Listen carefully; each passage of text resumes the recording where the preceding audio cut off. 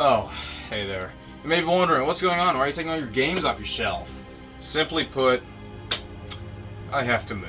Recently, I invited over my arch nemesis Sukin to play LEGO Star Wars 3 with me, and during it, he warned me of a plan that I don't want to be a part of. And considering that he knows where I live, I have to move. And I can't just move down the street or to a city an hour away.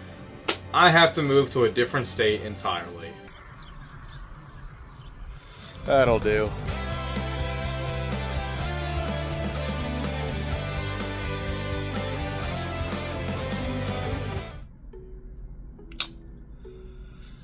It's just not the same. I mean, a basement is prime for video game whining, but an apartment? It's just too much. I'm just overloaded with new things. I mean, a new place to live, in a new city, in a new state. Hell, vintage stocks aren't even called vintage stock here. They're called Entertain Mart. If I'm gonna whine about something, it needs to be somewhat familiar. I need to be reminded what home feels like.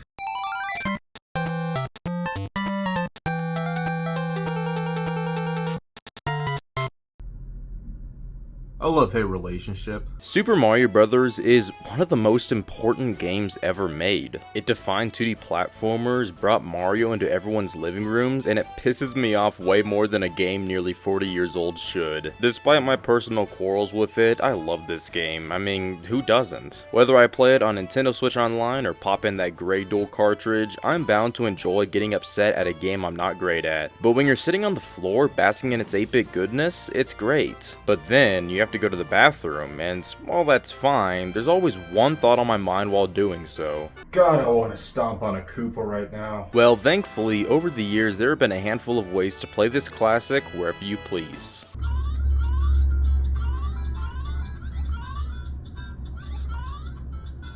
Well, the lineage of Super Mario Bros. On handheld consoles didn't begin until 1999 with Super Mario Bros. Deluxe on the Game Boy Color. It boggles my mind that it took 14 years for this 2D platformer to go from a home console to handheld, while Super Mario 64, a 3D platformer, took only 8 years to hit handheld systems. And speaking of 64DS, I feel that this version of Super Mario Bros. Is somewhat comparable to this version of 64. Both had a bunch of new content that definitely makes it worth playing, but it also has some downgrades that can make it a pain to go back to. But 64DS is a different story for a different day.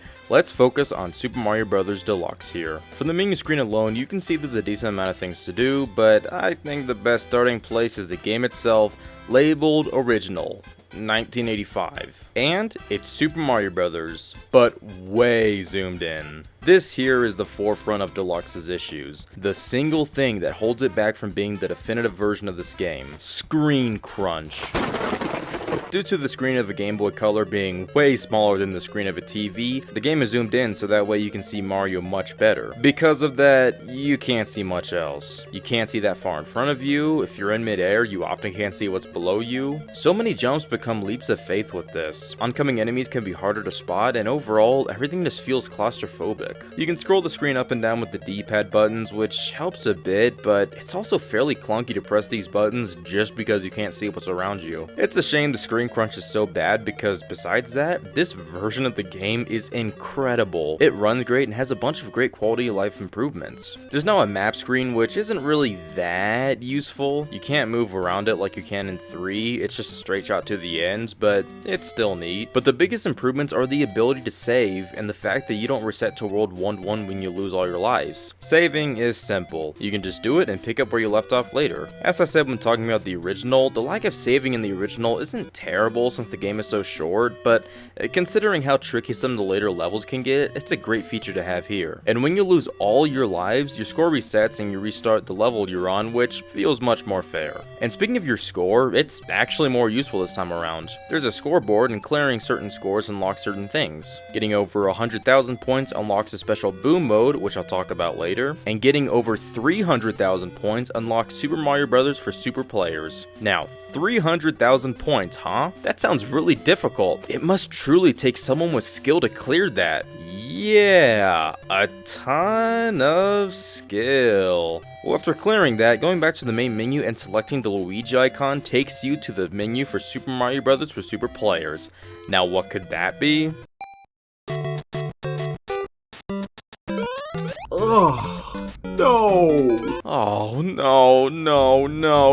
no, it's the lost levels, but now with screen crunch. Because the lost levels wasn't hard enough. Okay, so in all seriousness, despite my hatred for the lost levels, this is a really cool inclusion. As an unlockable, I'm cool with this, it's just a bunch more levels. Albeit harder, but it's still a really cool inclusion. As for the other modes, there's challenge mode, which adds 5 red coins, a Yoshi egg, and a score goal to each level, which is an awesome way to add replay value to these levels. This makes you explore them for these items and add another fun layer of challenge. You have to take it slower to still find everything, but there's still a time limit, so you have to move briskly. It's a very welcome inclusion to add more content to this release. And in case that didn't do it for you, there's you versus Boo. Basically, you race Boo to the end of various levels, but after a certain amount of time, these blocks will appear or disappear, changing your path, so you have to be ready to hit blocks or find another way around. This is once again another awesome inclusion. And just in case that still isn't enough, give the toy box a whirl. This has a fortune teller which will give you a fortune.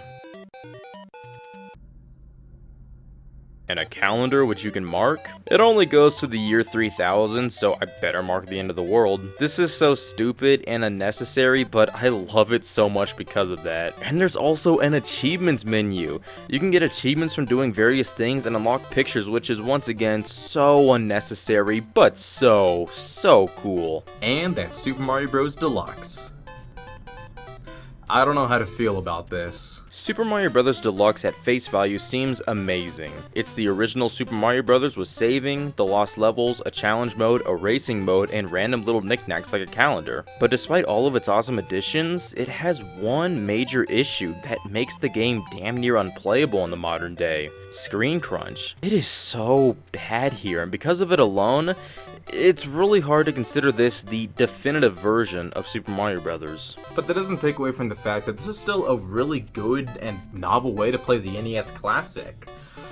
But what if you want to play it on the Game Boy Advance and you really hate screen crunch? Well, the Game Boy Advance received a special lineup of games called the Classic NES series. These were NES games released on the Game Boy Advance. As basic as they can be, they're cool in a way. These box arts are awesome with the game's original art in a red header, and the carts are the same shade of gray as actual NES carts. And of course, you can't re-release a line of NES games without including Super Mario Bros. And, well, it's Super Mario Bros. On Game Boy Advance. Now, one quirk about the Game Boy Advance is its screen size. It's in between 4x3 and 16x9. NES games are all 4x3, but they fill up the screen fully here, so big whoop, they stretch the game. But look at some elements. It doesn't really look stretched, does it? Well, to make these games fit in the Game Boy Advance's screen properly, they removed a bunch of pixels so they can adjust the size accordingly. And while it's not the most noticeable thing, I can't help but see how wonky some of these things look. The blocks do look a bit squished, and it's just weird. But besides that, this is as Super Mario Bros. As Super Mario Bros. Gets. No saving, this really is the NES game on the Game Boy Advance. Actually, there is one thing you can save. When you press L and R, this menu comes up, and you can save your high score, which is weird. Like, I can save my high score, but not my game. Excitebike's classic NES series release allow you to save your custom tracks, so how hard is it to believe that they could have made it to where you can save your progress? Outside of that, not really a mistake, more so weird characteristic. This is just Super Mario Bros. The big thing about this one is the lack of screen crunch. It looks so much better. But compared to Deluxe, it also feels pretty barren. No extra modes, no lost levels. This is just the original game on Game Boy Advance for $20. Japan did get the lost levels as its own release, and speaking of Japan, look at how cool the packaging for their classic NES series games are, called the Famicom miniseries over there. I love the clear outer shell with the tiny replica of the game's box, and the cartridge is the same color as the Famicom. These are both really cool releases, but purely from a collectability standpoint. Because from a practical standpoint, well, it's Super Mario Bros. On the go with no screen crunch. But as much as I hate it, I'd rather endure the screen crunch and have all of these little bonus modes than just the original game. Well, those are the two special portable versions of Super Mario Bros., but there's still numerous ways to play it portably, such as the 3DS Virtual Console. This was the first uncompromised way of playing Super Mario Bros. On the go. While the classic NES series is pretty much that, its visuals were a bit wonky, but this is the original game, in a flawless format.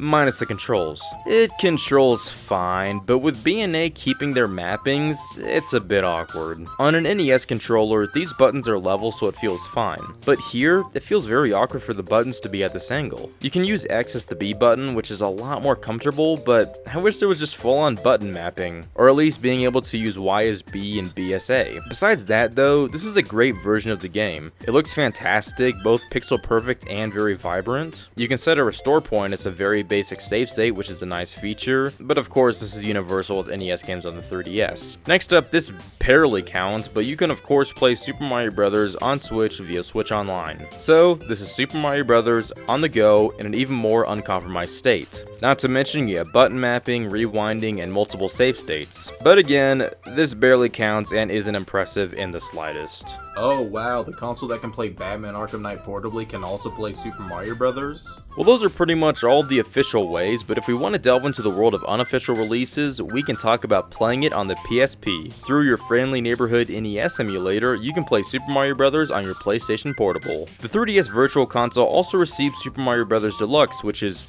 cool. It leads to a really tough question, one of the hardest I faced in my life. Deluxe or the original? Both are available here, so I say, why not both? When I can play both on the same platform, I honestly may go for Deluxe. The screen crunch is annoying, but come on, we've played this game so many times. How much does the screen crunch really hurt us at this point? Plus, with all the bonus content, you can't really go wrong with Deluxe. But it's still great to have the original here as well. Well, we have one final version to look at, that being the Super Mario Bros. Game & Watch. Released in 2020 to celebrate the 35th anniversary of the Super Mario Bros. Series, this is a replica Game & Watch unit. Game & Watches were of course simple LCD games from the 80s, Nintendo's precursor to the Game Boy. But now, this little guy that just played really basic LCD games can play full-on NES games. I'm so impressed as I sit here with my tablet that can play The Witcher 3. This little guy can play Super Mario Bros. And it's fine. It's really novel to play it on such a small device, but it's a really basic version. No save states, no rewinding. When you switch games, it does pause where you were and will resume where you're left off, but besides that,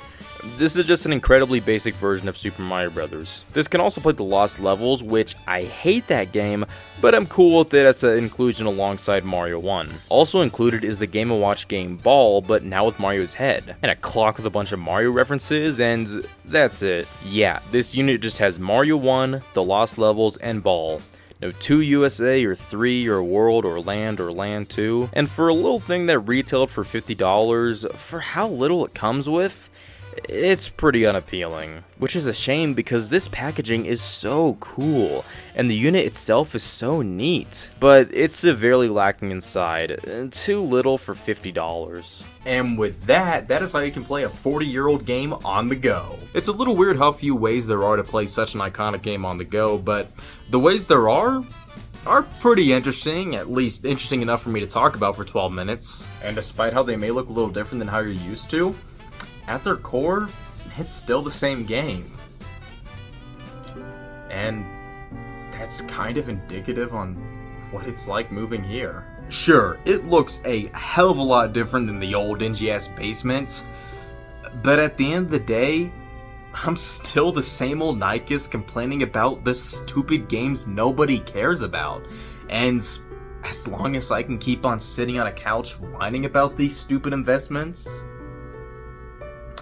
I see no problem with being here. As long as there isn't screen crunch.